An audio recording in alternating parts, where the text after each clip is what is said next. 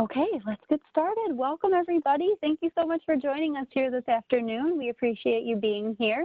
My name is Katie Earle. I'm the coordinator of the University Express program, and I work for the Erie County Department of Senior Services. We're joined here virtually with Pati Guzinski, and we're really grateful for her time and sharing her expertise with us.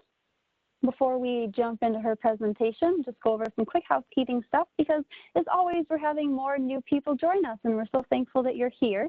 So as you just heard me say, we are recording this session, and I will try to post it on our website and share it with Pati Ann in the near future. And you may think you're the only person here in attendance with us, but I promise you there are others. It's just that Pati Ann and I are the only people who can see the complete list of attendees because we're in anonymous participation mode. And you've already noticed that you don't have your video showing and you're muted. It's not that you've done anything wrong. It's just those are the settings for our program today. So as Pati Ann goes through, please type in any questions and comments you have using the Q&A panel. As you heard, we'll try to answer as many as we can at the end of this presentation and the time allows. So if you're on a laptop or computer, the Q&A panel might very well be up on the right side of your screen right now. You may just have to expand it using that little caret, and you'll see the text box where you can type in your question and send it right to me.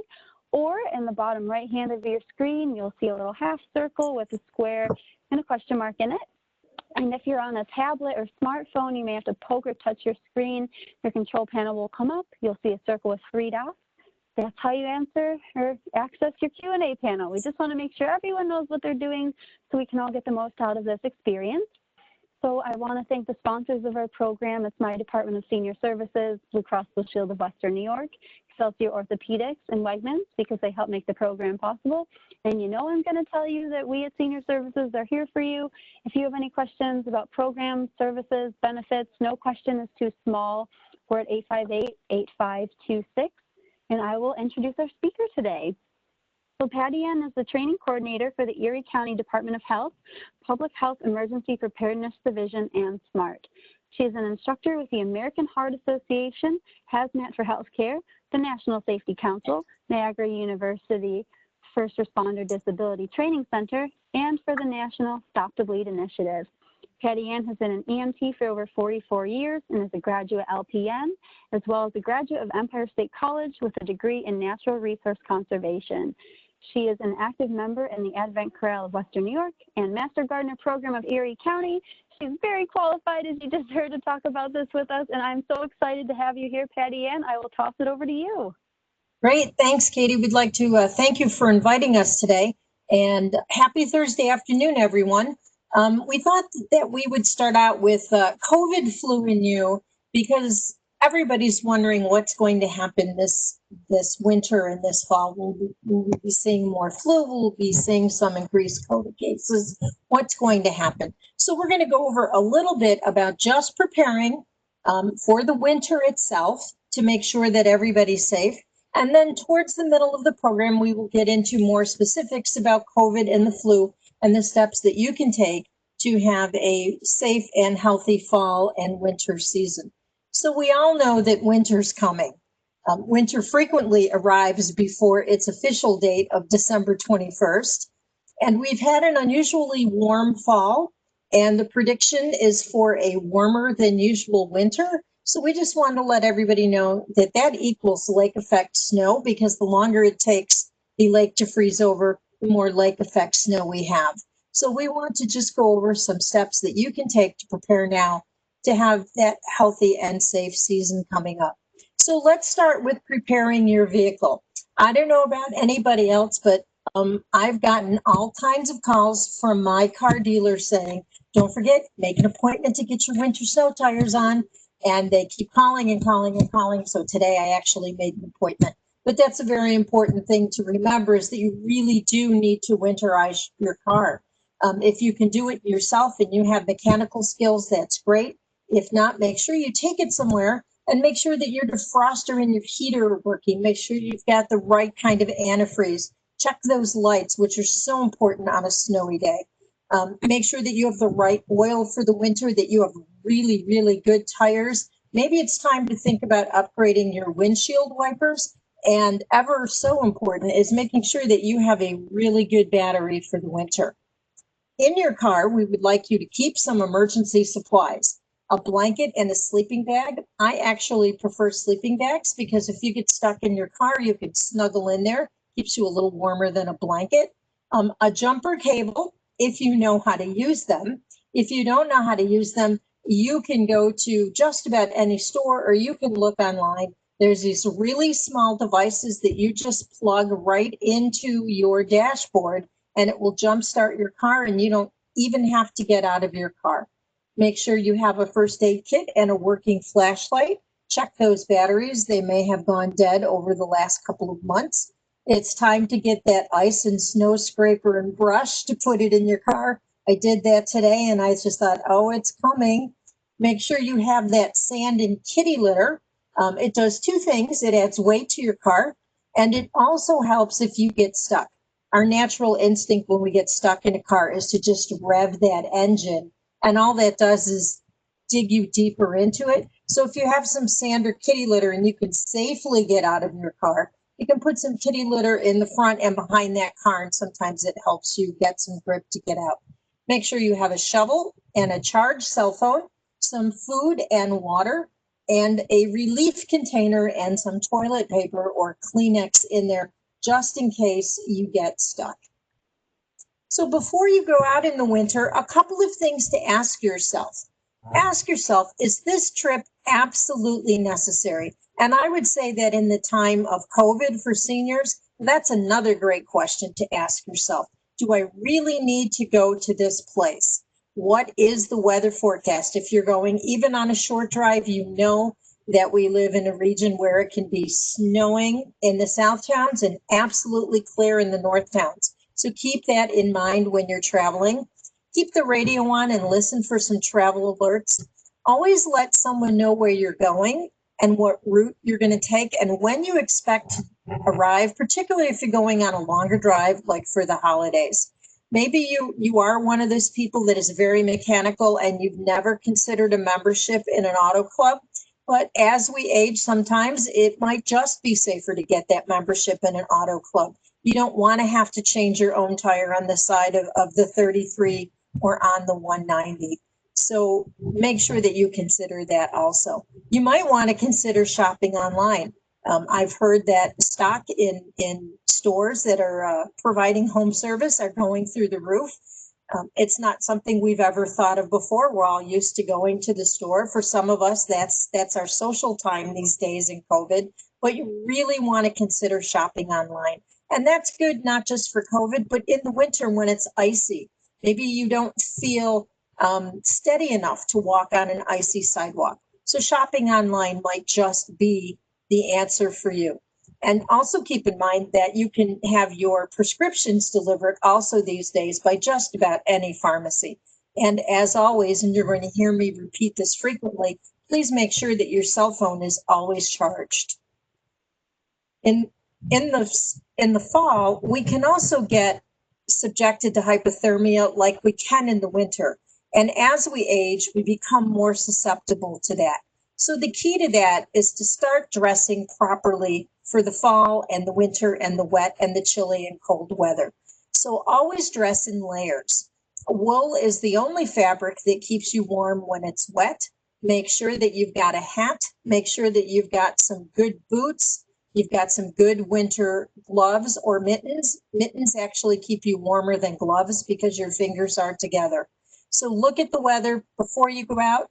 It was particularly windy this morning. When the rain comes this evening, if you're heading out, you want to make sure you have a waterproof layer on because cold and wet are not a good combination together for your body. We always use the term, you don't want to get stuck being a yo-yo. Yo-yo meaning you're on your own. But we want you to know that you need to prepare to be on your own initially for any emergency. Please don't assume that your neighbors will always be able to help. A lot of people thought, if you remember back to this November snowstorm that we had, you would have thought that, well, I can just go help my neighbor and walk across the lawn, and people were snowed into their houses. So remember that somebody may not always be able to get there as quickly as you would like, and that includes first responders also. You're the best person to know your abilities and your needs before, during, and after any time of an emergency. So please plan for like 5 to 14 days on your own. I know that sounds like a lot of equipment and food and water to have, but you can do it very smartly. You know, a jar of peanut butter goes a long way. Other nut butters, protein bars, all of those things are good to have in your house. You need to ask yourself during the emergency, do you need to evacuate or is it safe to shelter in place? Well, if it's 3 feet of snow outside and your furnace has gone down or the electricity has gone down, maybe you do need to evacuate to a warming shelter. But remember, before we had talked about listening to the radio to know the weather report and what's going on. That will help you make those decisions. If you need to go outside, ask yourself, do you have a transportation source? Many of us don't drive. Some of us use public transport. Is it running? Can you get to the train stop? Can you get to the bus stop? Be ready for the coming winter by asking yourself, do you have enough medical supplies in your house at any given time to get through a couple days?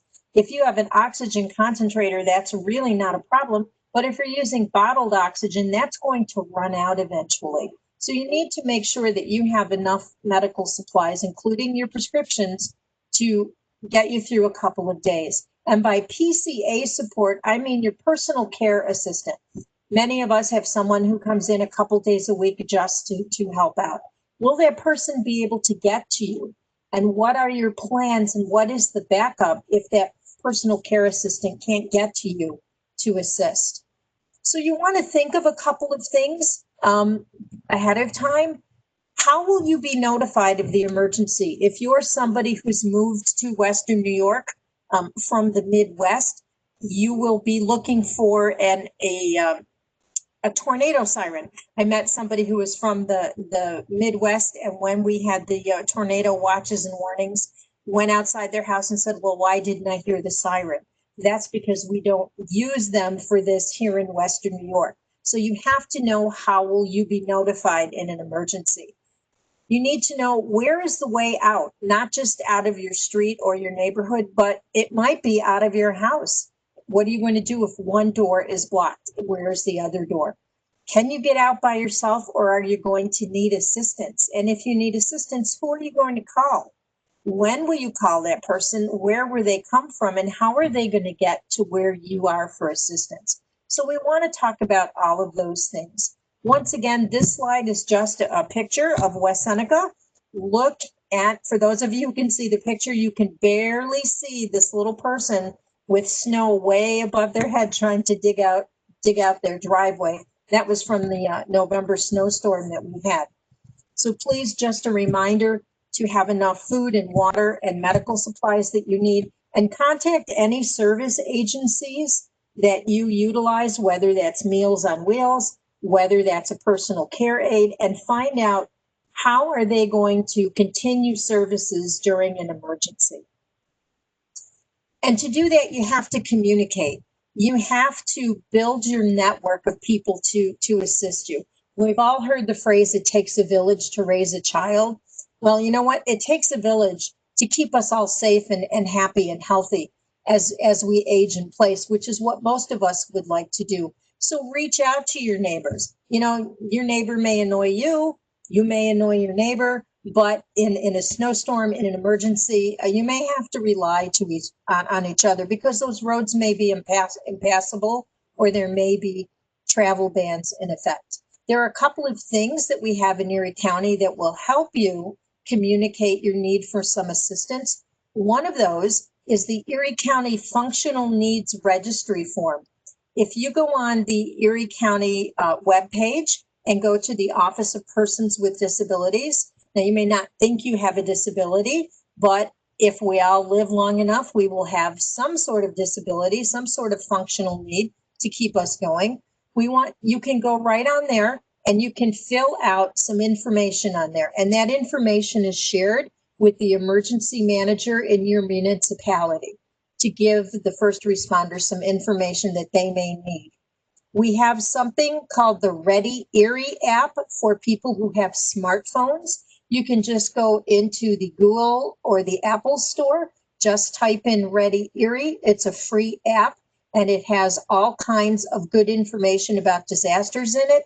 You can program in some phone numbers for people you want to communicate with in case of an emergency. And in that emergency, you can just go in the app, push that button. There's a button that says, yes, I am okay. You can push that, or push the one that says, I need some assistance. So we just want to remind everybody that developing a network is really a two-way street. So we want you to work on your emergency plans before winter comes, before a disaster strikes.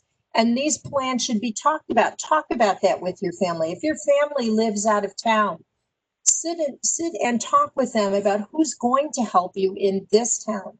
How are you going to communicate with them? If you work, if you're still working, or if you volunteer somewhere, or if you're watching your grandchildren after school or during the workday for your kids, what are the plans for those places? If you're the person who's picking up your grandchild after school, what do you do if there's a blizzard in the middle of that school day? What are you expected to do and not do? So we want you to think about all of those things ahead of time, because every person and family is unique. Please know that each municipality faces specific hazards. You know, if you live in the South Town, you probably had your snow things in your car a couple of weeks ago. People who live in the North Towns, we're just starting to think about that now. So you want to learn the hazards in the area in which you live. So there's a couple of things you can do. There's a statistic from the National Fire Protection Association that most people in the US will be involved in a fire 3 times in their lifetime, which is a pretty staggering statistic. So if you haven't ever done this yet, you can either take a piece of paper and draw it out, or you can just look around your home or your apartment. Look at the floor plan of your house. Go into every room. How would you escape out of that room if there was a fire in there? What is your alternative route? If you couldn't get out of your bedroom door, can you get out of your bedroom window? And make sure that you know where everybody's going to meet outside if there is a fire in your house and you live with family members. We want you to be ready to have a go emergency kit. We want you to bring the supplies that you might need in an evacuation shelter. Sometimes people think that if they come to a shelter in Erie County that we're going to have everything you need. Well, we'll have the basics. You'll have a cot, a blanket, a pillow. The Red Cross will come in and help feed you because they're the people who set up the shelter. Erie County just comes in at their invitation. So if you have any specifics that you're going to need in that shelter, get yourself a duffel bag or a backpack, anything that's easy for you to carry, and put some things in it that you need. Maybe tuck in an old pair of glasses, throw in a pair of readers, throw in some extra couple days of medication if you have them. Throw in a change of clothes, some sweats, something for your feet. Earplugs are very, very important in a shelter. It's very hard to sleep in a room sometimes with a couple hundred other people around you as people are snoring and tossing around on their back, on their cots. So all of those things should go into that. We have suggested lists on that Ready Erie app, or you can go to ready.gov. That's READY.gov, or you can go to FEMA, FEMA.gov, and they have some lists for you to download about what to have in it. What should you have in your home as you prepare for the winter? First thing you're going to want is some water, and the usual standard is 1 gallon of water per person per day to keep you safe. If you're going to have food for those couple of days, please make sure that it's food that you don't have to cook. I know that canned pork and beans do not really, they wouldn't be the first thing on anybody's home menu, but they're a good source of protein and fiber. And if you're going to have canned food, please make sure you have one of those crank can openers with you. You want to have some credit cards at home. Maybe you want to get yourself one of those preloaded cards with some cash on it. Okay? Have some personal ID with you. Have some copies of them. Some extra clothing. Okay, a first aid supply kit. It's medical supplies for both you and your pets if you have a pet that needs some of that. stuff also. If your home has a generator and you're still in your home, do you have enough fuel for that generator? And remember back when we talked about asking about emergency plans? Well, that's a good question if you live in an apartment building, to ask the company that runs your apartment building, does your apartment building have a generator that kicks on if the electricity goes out? Or do you need to make alternative plans for that? Particularly if you have medical equipment that runs on electricity, that's very important that you ask that question for that. Okay, make sure that you have some flashlights or glow sticks or battery operated lanterns. We don't really want anybody to use candles or live fire in your home. So those are all these things that you can find at FEMA.gov or on thatready.gov. So some important documents that everybody should have on hand. Make sure that you have copies of your wills, your insurance policy. How about any deeds or investments you might have? A copy of your passport, your social security card, your driver's ID, or for people who don't drive, there is a non-driver's license ID that you can get from the county. How about your immunization records? That's one we find out that most people don't know. Their answer is, well, my physician knows. That would be helpful for us to know if you came into a shelter. And all of those medical records for you, if you have pets, have the medical records for those too. Do you have your credit card numbers written down somewhere safe? Your bank account numbers? Do you have a household inventory? Insurance companies are, depending on the policy that you have, are only obligated to give you up to a certain amount to replace things if you don't have the proper policy that pays for replacement value. So we always suggest that either you take a blank book and write down your household inventory, or you take your cell phone and make a video of things that are in your house and apartment. Do you have your family records secured? Divorce papers, adoption papers, birth and death records. And you want to also have a recent picture of each person and your pet. If you looked at some of our licenses, you would see pictures from 10 years ago, and maybe that's not what we look like now. So when you have all these important documents gathered, you want to make copies of these, and you want to give them to somebody in your family that you trust to keep off-site, so that if something happens to your living space, you can retrieve those. What do you do with your pet in an emergency? That's a question that we frequently get asked.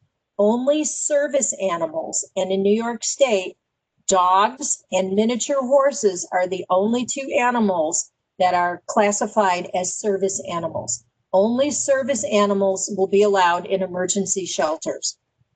Even if you bring your service dog, that doesn't mean that you're not responsible for the care and feeding and handling of that service animal. That is your responsibility. Obviously, we'll help you out if you can, but they're your responsibility. When you come to a shelter in Erie County, if it looks like that shelter is going to be going for any length of time, what we will do is we will try to co-locate a pet shelter somewhere near the shelter for the two-legged animals.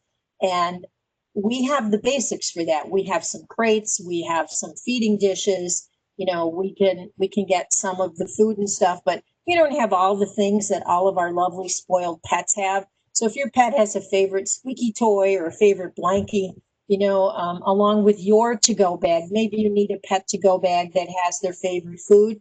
Very important if you have a picky cat. Favorite toys, a picture, all of those things in there for them.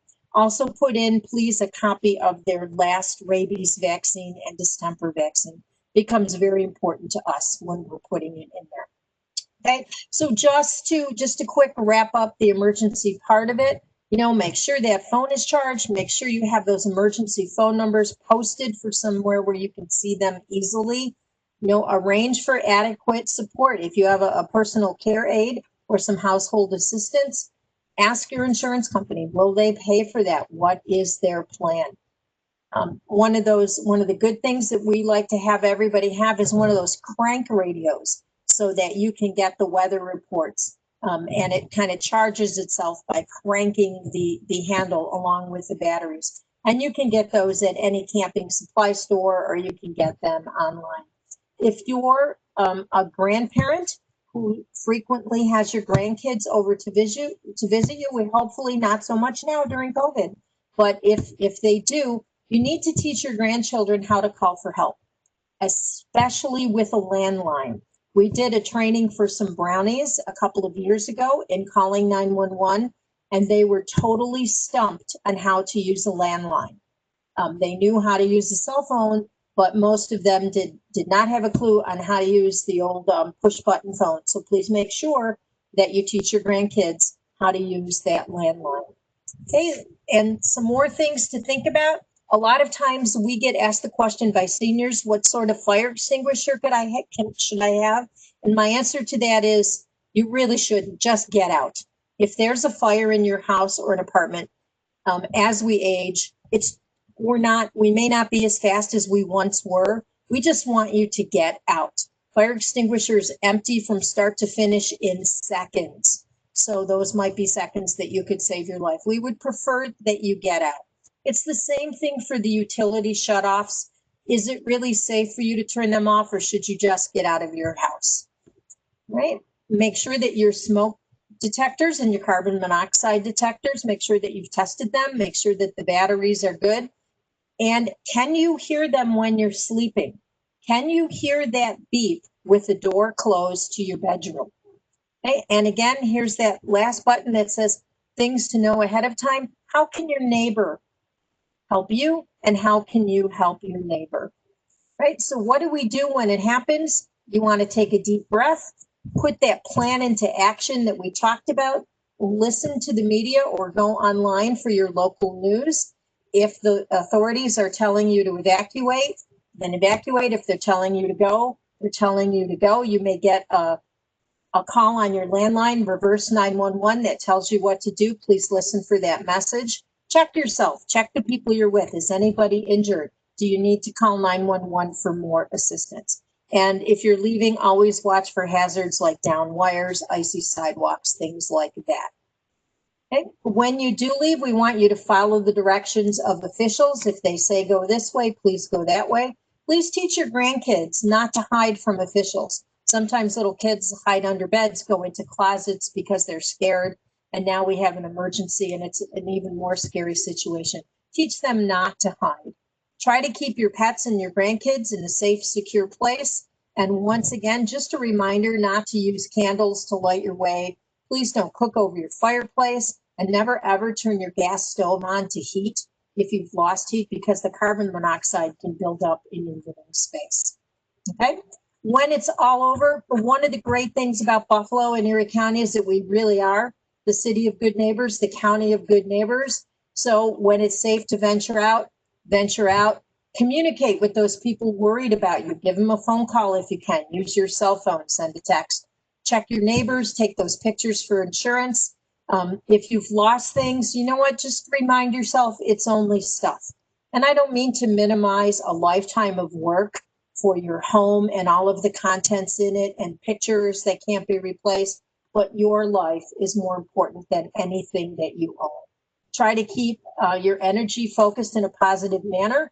As we go along further in the COVID, it gets harder and harder for people to do that. We're now, 6 or 7 months into that. We've got a ways to go yet. Try to keep yourself busy, focus in a positive manner. We'll talk a little bit more about that later. Don't forget to take care of your mental health needs too. Okay? And if you're a person who goes to church, utilize your spiritual tools. If you go to church or mosque or synagogue, use those tools to help you get through everything that you need to get through.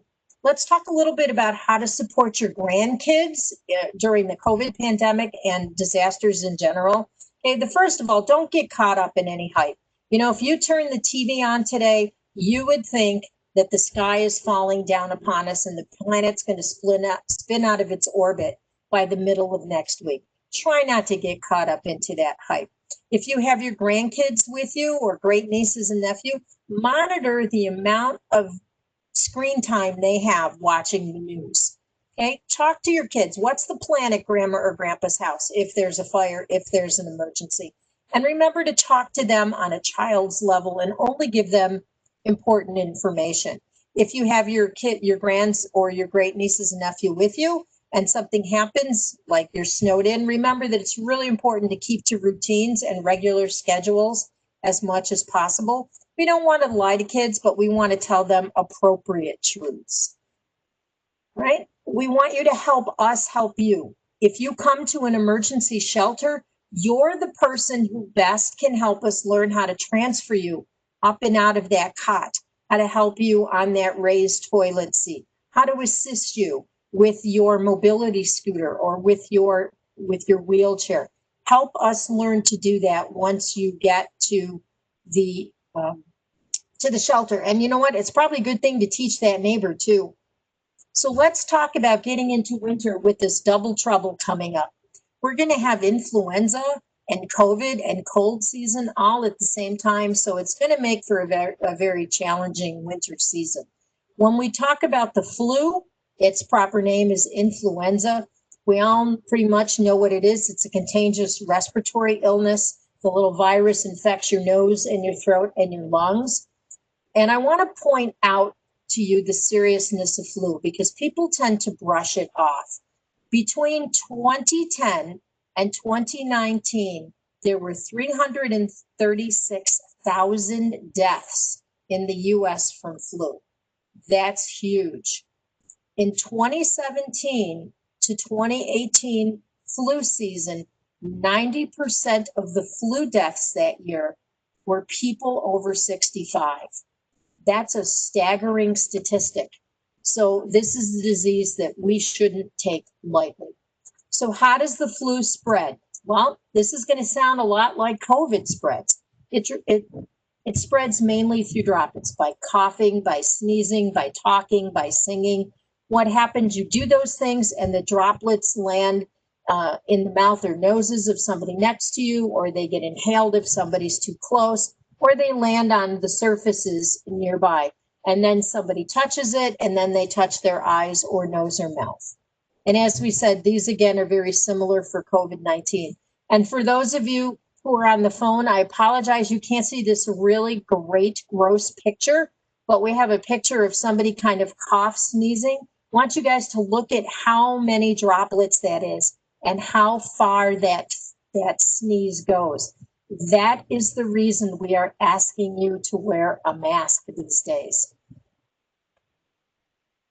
The flu has a greater impact if you have some underlying medical conditions, if you have some kidney problems, diabetes, cardiac problems, asthma, or chronic lung disease. Some of the medications like chemotherapy and steroids, they can weaken your immune system. The flu can have a greater negative impact on you. If you have liver problems, if you're overweight, all of these things can cause the flu to have a greater impact on you, and COVID also. Some of the extended issues that we see from the flu, particularly in seniors, is pneumonia. That's why when you go into the hospital, every nurse is always kind of saying, come on, let's get up, let's walk, let's get you out of the bed, let's walk, let's sit in the chair. We don't want pneumonia to develop. You can get bronchitis or sinus or ear infections, dehydration, not unusual in seniors at any given time, but particularly during the flu. And it can also lead to heart failure. Well, how long is the flu season?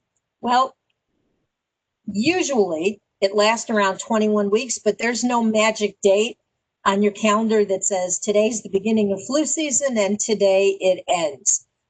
Last year, it began around September 30th, 2018, and went all the way through May 2019. That's 21 weeks. And people don't tend to think of April and May as still flu season, but it still is. The other thing that can vary from year to year is the intensity of the flu strain that's circulating. Is it a mild flu? Is it a stronger flu? Here's another statistic. Over the past 16 years, more than a quarter of the flu seasons resulted in higher than usual rates of flu in seniors. That's huge. That is huge. So it tends to affect all of us who are seniors more than younger people. Some of the signs and symptoms of flu, and I know as we go through these, you're going to think, well, these sound kind of like COVID. but there are a few differences. You may have a fever, but not always. You may have a cough or a sore throat or a runny nose. And here's where the confusion starts, because you could have a cough, a sore throat, or a runny or stuffy nose because you have a cold, or maybe you have seasonal allergies. Okay, the flu, you tend to get body aches, a headache. But again, a headache can be one of the first symptoms of hydration in seniors. You may get the chills. You may just have fatigue. Sometimes you may experience some nausea and vomiting, and sometimes you may see some diarrhea and experience it. So how do we not get those symptoms? Well, we want you to protect yourself and your grandchildren, your great nieces and nephews, and all the little kids around you. Please, please, please get your flu vaccine. It is recommended for everyone 6 months and older. It is important for you to get the flu shot if you're a caregiver of children in general, but particularly children who have medical conditions that may put them at high risk. If you're going to be taking care of younger children in your family, it's important that you get it for your safety. Think about when you first had your kids and sent them off to school. They were like little germ bombs coming home, and they kind of brought home everything that was going on in their school. On the slide, you'll see right there, it's important for adults 65 and older. And I put pregnant women on there, not because I expect anybody who's 65 or older to be pregnant, but if you're going to be around somebody who's pregnant, you might have the flu, not even realize it because you may have no or very mild symptoms, or maybe they haven't manifested yet, and you don't want to give that flu to anybody who's expecting. So let's talk a little bit about some misconceptions about the flu. People always say, well, I don't know how those vaccines are made. They're not made very safely. Well, they are made using very strict safety and production measures. The number 2 myth we hear is, well, I'm not going to get the flu because I didn't have it, then I got a flu shot, and then I got sick. That's not how it works. The flu vaccine is not a live virus. What probably happened is you were exposed to the flu before you got your flu shot, and the symptoms just happened to fall on the day or shortly after to manifest themselves when you got your flu shot. So you cannot get the flu by getting a flu shot. Might you have a typical vaccine reaction, a sore arm, a little redness around the site, maybe a little achiness? Yeah, that's not unusual.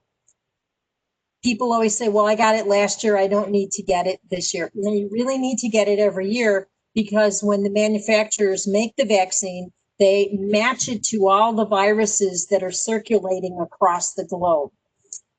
People often say, I don't need the vaccine, I've never gotten the flu. Well, number one, you could have a very mild case and spread it to others, or number two, there's a first time for everything, and you don't want the first time to be this time. So please, please, please get your flu shot, okay? Getting the flu vaccine will prevent you from getting the flu or give you a milder case if you get it, but it does not prevent you from getting COVID-19. There is no COVID-19 vaccine. Right now, flu activity is currently low across the country. And one of the reasons why is because what are we all doing? We're all wearing masks. We're sanitizing things in our houses, right? We're washing our hands. So the COVID precautions are also helping us with the flu precautions. So when should you get your flu shot? Hopefully, if you haven't gotten it yet, you're scheduled to get it. If you don't have a primary care provider, please go to your nearest pharmacy and they can give you one. It takes about 2 weeks for the protection to completely ramp up. Talk with your medical care provider to find out which vaccine is best for you. So how do we stay healthy during flu season? Well, you're going to find out that these are the same things to keep you healthy during COVID season: year, month, week, however long it goes on. Avoid contact with people who are sick. Stay home when you're sick. You know, I know that when people are retired, volunteering is very important to them. Maybe people are still working part-time. You know what? Really, truly stay home when you're sick. If your grandkids, if your great nieces and nephews, any little kids you interact with are sick, you really need to put some distance between you and them too. And I don't mean just 6 feet. Maybe this is not the time to visit. Visit them when they're well. Okay, avoid touching your eyes, nose, and mouth. For those of you on the phone who can't see the picture, my very favorite picture on how flu and cold spread is this lovely little toddler who has her finger right up her nose and she is smiling away. So you want to avoid touching your eyes, nose, and mouth. If you need to cough or sneeze, please cover your mouth. Cough or sneeze into your inner elbow. A lot of people like to use hankies instead of tissues. I understand that that might for you be an economic decision that you have to make, but if it isn't, it's really best to use the tissue once and toss it away because you've just caught all the germs in that Kleenex. So just throw them right in the trash if you can immediately after use. If you're using cloth hankies, please make sure that you wash them very, very hot water. Throw them in the dryer. You want to clean and disinfect those frequently touched and shared objects and surfaces. And you don't need to worry because the wipes, the disinfectant wipes are bought out at the store. You can just use the CDC recommendation, which is 1/3 cup of just regular old bleach to a gallon of water, put it in a spray bottle or put it in a bucket and wipe your surfaces down. We'd like you to wash your hands. We'd like you to wash your hands often. We know we taught your kids that. We know particularly if you're a parent, you've said that all along. Now it's time for you to do that. Just wash your hands often for at least 20 seconds. Lots of soap and water, please. Try to lead a healthy lifestyle, eat well, drink a lot of water, get your vaccines, exercise. And again, you're going to hear me say, you've heard me say it before, please stay hydrated. That is a huge issue with seniors. You're sitting in your home, you're not out and about, you don't feel very thirsty. Go ahead and drink a couple of glasses of water anyway. So how will you know the difference if you have any of those signs and symptoms for the flu, because they're similar to COVID? How are you going to know whether it's COVID-19 or the flu? Well, the only way to be sure is to be tested. There is a separate test that will tell you if you have influenza, and then there's a separate test that will tell you that you have COVID-19. It is very difficult to tell the difference just by the symptoms. The symptoms are similar, but one of the key differences is that you may experience a sudden or a new loss of smell or taste with COVID. That's one of the bigger signs. There's just a lot that we don't know about COVID at this time, and we're learning more every day, and that's great. We would encourage you to learn more, but please learn from a reputable source. Just being on YouTube doesn't mean that this person, is a physician or has a credible background to give you that information. Please be careful with the advice that you get from your friends and family on Facebook. Really, your primary care provider and your healthcare team are the best people to give you medical advice, particularly in these times. So please don't hesitate to reach out for them. This morning, I asked the epidemiology division of the Department of Health to tell me how many people that are 65 years and older have COVID. We have 708 deaths so far as of when I got the statistic this morning from COVID, and 623 out of those 708 deaths were people age 65 and older. Let me repeat that. Out of 708 deaths, 623 of those were persons age 65 and older. That's 88%. I'm not saying this to scare you. I'm not saying this to put fear so that you wear a mask. I'm saying this to empower you. There are some things that we just don't have control over in our health. We really don't have much control over the genetics that we were handed, but we have control of our health in many other ways. And this is a great time to wear that mask. Yes, I know it's inconvenient. I know that it may make your glasses fog up. If it's making your glasses fog up, it's because you need to get a mask that has that little metal or plastic piece in the top, push it down tight to your nose and put your glasses over the cloth where that metal piece is. And then it won't fog up so much. So all of those things that we talked about before, wear a mask. use the hours set aside for people who are at risk for COVID. Maybe considering shopping less, maybe getting things delivered to you.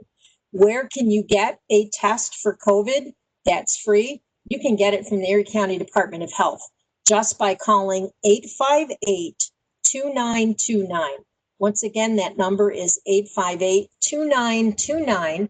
If you call that, the nice folks from the health department will tell you the locations of your nearest testing site. They'll tell you the times that are available for you to make an appointment, and they will register you. You do not need a referral from your doctor to be tested. We want you to know that it's a drive-through. You do not even need to get out of your car. They're drive-through sites for many of them. And if you would prefer not to get out of your car, when you call 858-2929 to request your appointment for a COVID test, you can just say, I prefer to go through a drive-through site. And you'll get your results in approximately 20 minutes. So some things to prevent getting COVID, you're going to love this because it's the same to prevent you from getting the flu or the cold, other than getting your flu vaccine. Wear a mask, cover your mouth and nose. Please wash your mask often. You can just wash it in the sink with hot soapy water and rinse it. Maintain that 6 feet distance when you're out and about, and that includes outside also.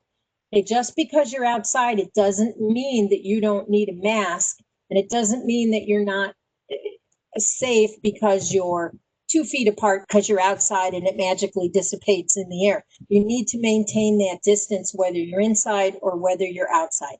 If you're outside and you've got great distance away from everybody and it doesn't look like anybody's around, if you're going for a bike ride on the path, whatever, great, then you could consider taking your mask off. Wash your hands often for 20 seconds. Use hand sanitizer. I keep it right in I keep a bottle in my car, and it's a small little bottle. And when I go to the grocery store, I tuck it in my pocket. And when I'm done, before I even touch the door handle of my car or take my keys out of my pocket, I give myself a shot of the hand sanitizer and rub it all over my hands. Make sure that it has at least 60% alcohol. However, using that hand sanitizer doesn't mean that you don't have to wash your hands when you get home. That's just a stopgap measure till you get to a sink. Try to avoid touching your mouth, your eyes, and your nose. I never realized how much I rubbed my eyes or pushed my glasses up until I started wearing a mask and trying not to do it. Here it is again. Avoid contact with sick people, whether that sick person is somebody else or whether that sick person is you. Use those tissues when sneezing or coughing. Sneeze or cough into that inner elbow. Okay, and clean and disinfect those frequently touched surfaces in your house, especially your cell phone. You don't want to know what grows on your cell phone, so wipe that down also. It's also very important as we take care of our physical health that we take care of our mental health.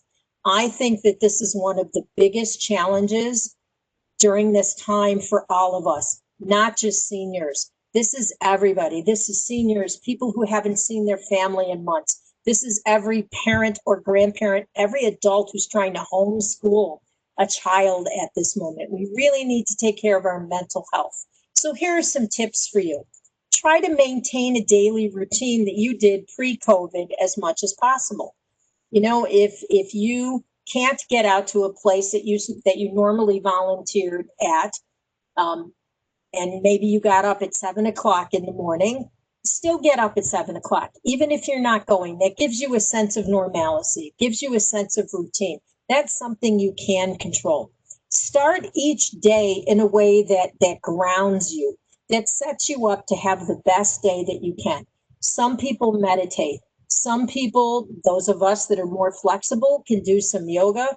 Maybe you want to meditate. Maybe you start your day in prayer. Maybe you have one of those, little books that have a little daily meditation or prayer.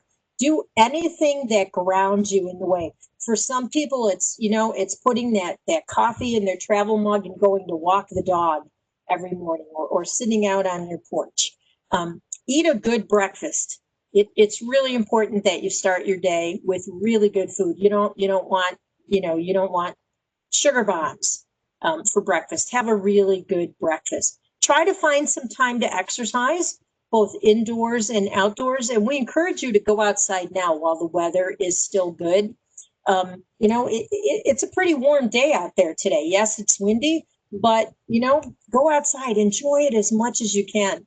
If you can't get outside, sometimes just opening a window is really great to recirculate the air in your home or your apartment, but that's also a good mental refresher to get that air in your brain and circulating outside.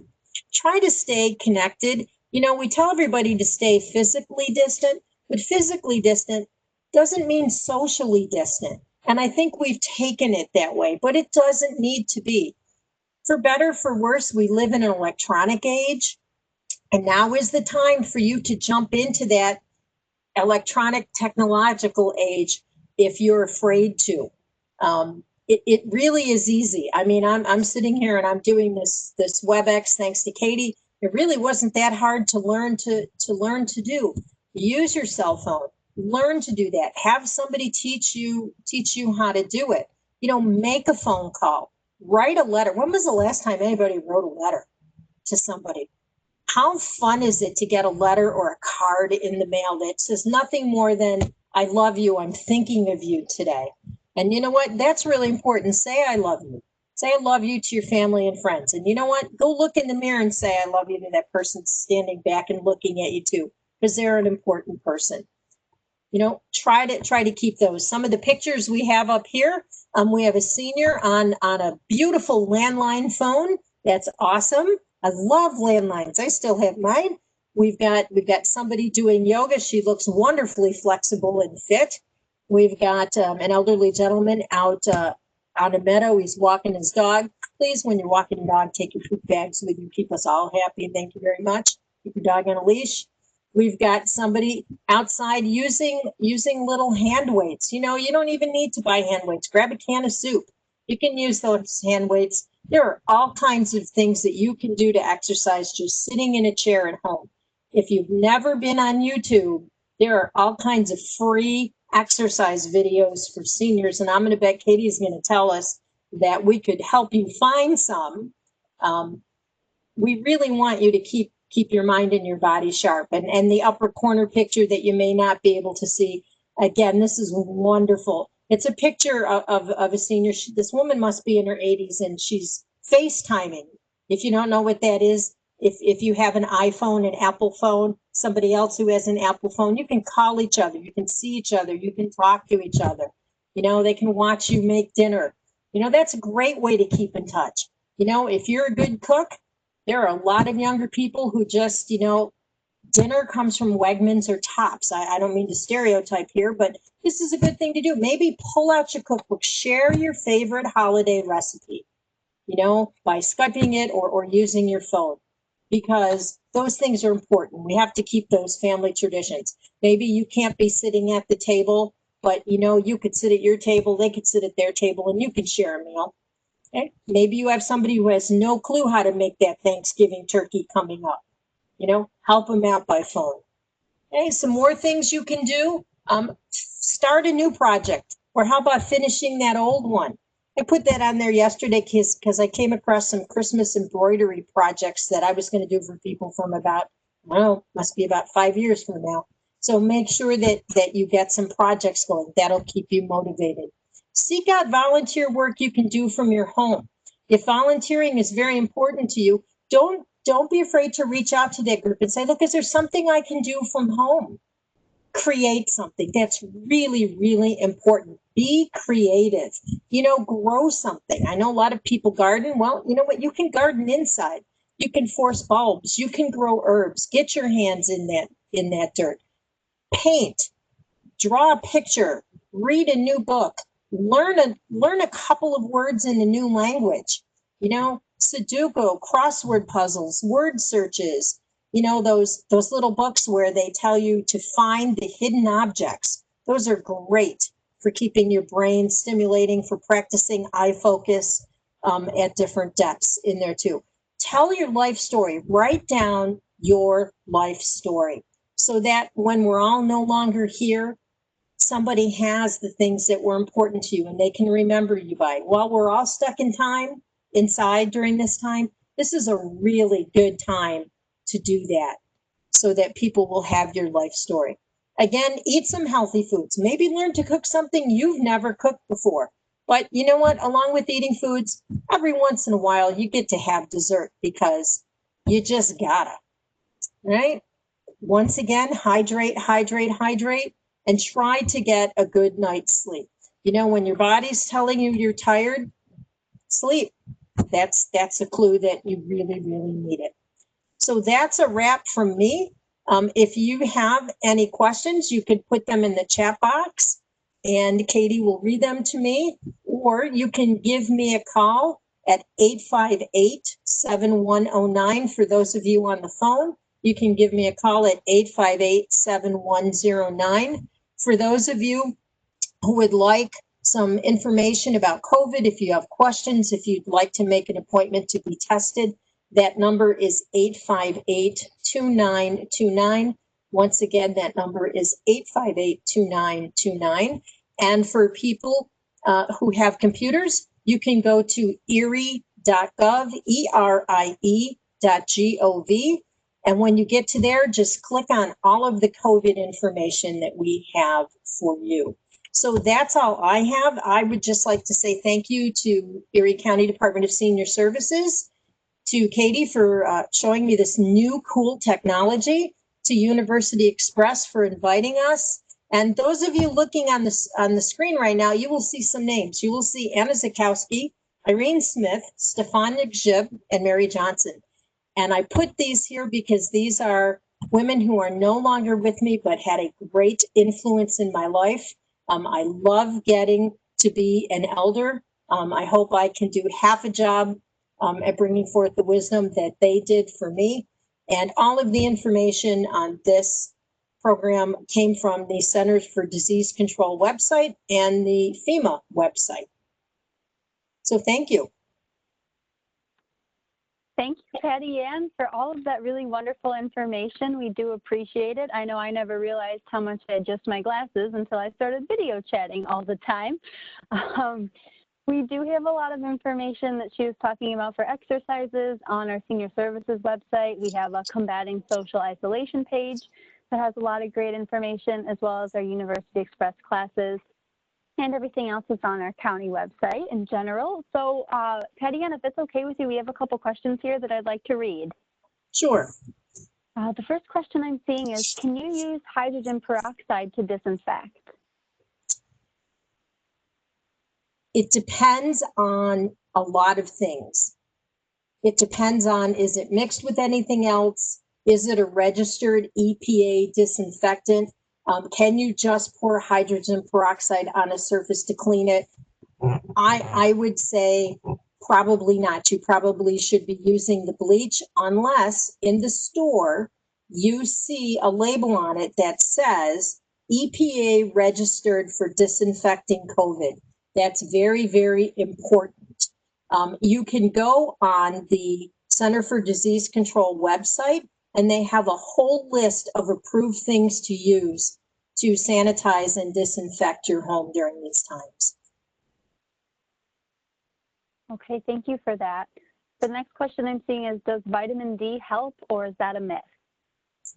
Okay, I am not a physician. I am not a pharmacist, so I really can't answer that question for you, except to give you a general EMT nursey answer that you're probably going to not want to hear, which is you really need to check with your primary care provider.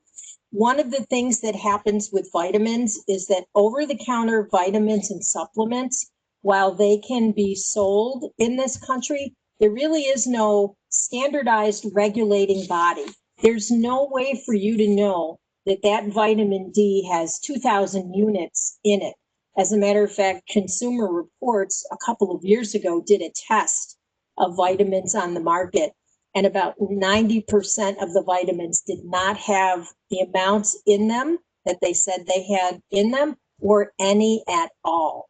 So I would check with your primary care provider to find out if that's something that you should be taking. The other reason you want to check with your primary care provider, or your pharmacist can answer this question for you, is that you don't want to overload with certain vitamins, though that can have bad side effects. And you don't want to have anything that can interact with any medications you're taking.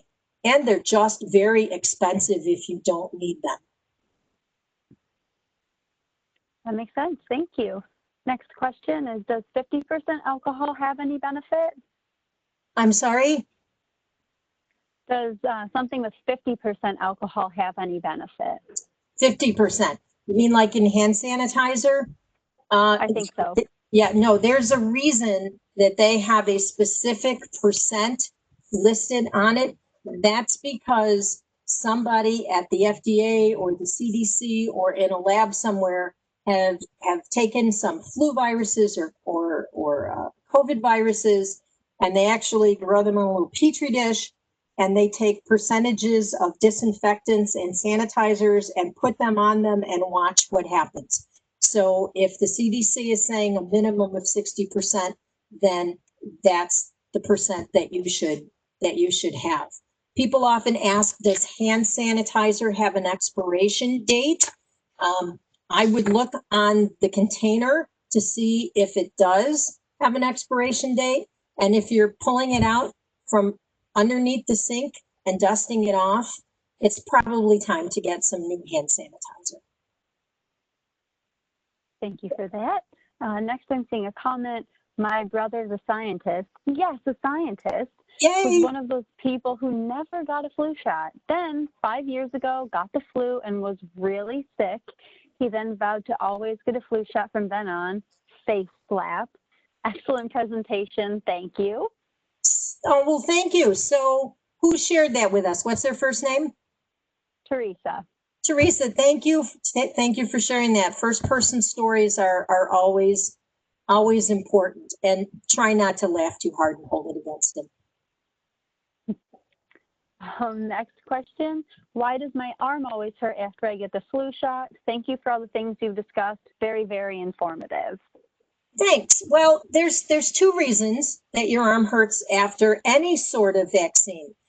I just got my first shingles vaccine because I just turned that age last year, and I'm going towards it again in a couple of weeks. Somebody's putting a needle in your arm. Needles don't usually stick out of out of arms, and we have a lot of nerve endings in our skin. So that's one of the reasons that it hurts. But sometimes you get the other side effects because your body is building up its immune system. It's recognizing for the future what was just injected now so that your body can build up immune cells towards it. So that's why sometimes you feel the fatigue, you have a little bit of headache, because your body's reacting to that dead virus that was just injected. So that's actually a good sign. That tells you that your immune system is doing what it's supposed to do. But if those side effects get serious, if they're interfering with other things that you're trying to do, if you ever can't breathe after it, or if you look like you're having like a rash or your arm is getting just hugely swollen, at that point, you really need to contact your primary care provider. And of course, if you are ever having trouble breathing for any reason, that's the time that you're going to pick up that phone and call 911. Okay, thank you. Be mindful of the time here, and I'm actually only seeing another comment and question. So the comment, excellent material, well presented, easy to understand. Thank you. Yay, thank you, because I know so thank you. The last question I'm seeing is, can you use an ozone generator that's used to clean a CPAP to clean masks? Once again, I have to refer back to the county employee answer for that. You know what? I really don't know the answer to that, because my interaction with CPAP is limited. I don't know. I would tell you to try to read the manufacturer's directions and see how they tell you to clean it. If you're not sure, if you got it from a medical supply corps, you can call them. If you have a computer, you can go online and you can go to the company website for that manufacturer of your CPAP and see what they say. You don't want to use things that aren't recommended because number one, it might not clean it. And number two, it might damage the equipment. And then you're really in a world of hurt because sometimes your insurance company may not pay for a replacement. So always look at the manufacturer's instructions on that. We went through that, by the way, with N95 masks for healthcare. People were wondering, can I spray my N95 with a can of Lysol, or should I spray my cloth mask with Lysol before I go out? And the answer is no, no, no, no, no. You should follow the directions of the piece of equipment that you're using. And as long as your cloth mask fits to your face pretty well without a lot of gaps, and it's a couple layers and you wash it regularly. I wash mine every night. I have a couple and I rotate them. I wash them every night. You should be fine. Thank you, Patty. And I'm seeing one more quick question, if that's okay. After spraying the bleach on the surface, should I let it sit before I wipe it down for disinfecting purposes? Yes, you need to. It depends on what the surface is and how long you need to leave it on. So once again, read the label on the bleach to find out how long you need to leave it on. And thank you for that question, because that brings up another point. A lot of people will buy a spray disinfectant or a disinfectant wipe and they spray it and then they immediately wipe it off, particularly in the kitchen. You really need to read the label on the disinfecting wipe and the chemicals you're using, because it will tell you how many minutes or seconds you need to leave it on there.